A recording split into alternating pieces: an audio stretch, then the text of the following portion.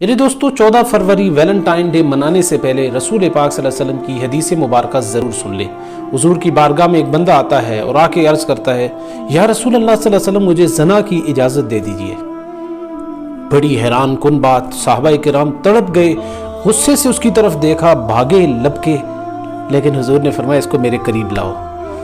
وہ بندہ قریب لایا گیا۔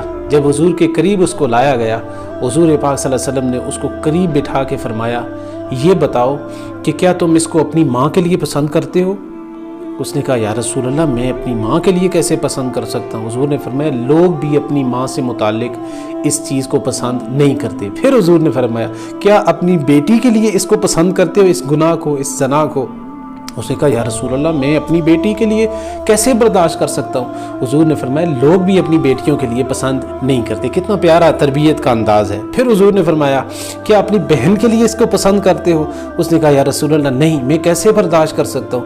حضور نے فرمایا لوگ بھی اپنی بہنوں کے لیے پسند نہیں کرتے۔ پھر حضور نے فرمایا اپنی پھوپھیوں کے لیے، اپنی خالاؤں کے لیے پسند کرتے ہو۔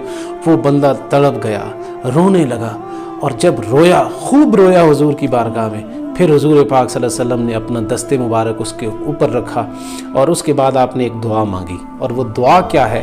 حضور نے فرمایا، اللہم اغفر ذنبہ وطہر قلبہ وحسن فرجہ۔ صحیح حدیث ہے، 3138۔ حضور نے دعا فرمائی، یا اللہ اس کے گناہوں کو معاف فرما، وطہر قلبہ اس کے دل کو پاک فرما، وحسن فرجہ اور یا اللہ اس کی شرمگاہ کو محفوظ فرما۔ تو اگر آج آپ کسی کی بہن بیٹی کے لیے پھول لے کے جائیں گے، تحفے لے کے جائیں گے، تو یاد رکھیے پھر اپنی بہنوں کے لیے، آپ کی بہنوں کے لیے، آپ کی بیٹیوں کے لیے پھر دوسرے لوگ لے کے آئیں گے۔